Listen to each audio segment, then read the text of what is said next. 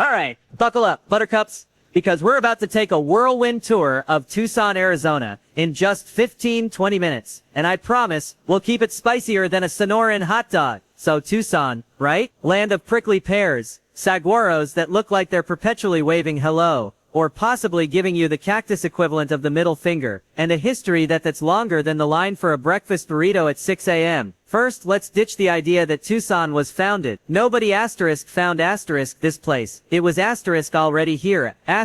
Being lived in by indigenous people for like a gazillion years. These guys were seriously eco-friendly before it was cool, making the desert bloom in ways even Martha Stewart would envy. Then came the Spanish, swaggering in with their conquistador hats, and a desperate need for somewhere to build a mission. Suddenly the desert became a giant real estate opportunity. They built this little fort thing called the Presidio San Agustin del Tucson, which I'm pretty sure was just a really fancy way of saying don't mess with our tacos. Flash forward a bit, and we've got a good old-fashioned tug-of-war between Mexico and the US over who gets to claim Tucson. Imagine two countries arguing over a patch of desert, each side convinced it's the next gold mine. Spoiler alert, it mostly turns out to be rocks and roadrunners. Eventually, thanks to the Gadsden Purchase, which sounds like something you'd buy at a quirky antique store, Tucson ends up in American hands. Now the Wild West days. Think cowboys, gunfights, and questionable hygiene. Tucson was a booming frontier town, which is just a fancy way of saying it was full of saloons, dance halls, and people who probably hadn't showered in weeks. But hey, the sunsets were amazing. The 20th century rolls around, and Tucson decides to get fancy. We get an actual university, the University of Arizona, home of the Wildcats roar, which suddenly made Tucson a lot smarter, or at least a lot better at studying, and air conditioning becomes a thing. Huge, life-changing, desert-dwelling game-changer. Suddenly summer in Tucson went from heatstroke potential to Netflix and chill. Tucson's also had its share of interesting events. Let's just say there was that time a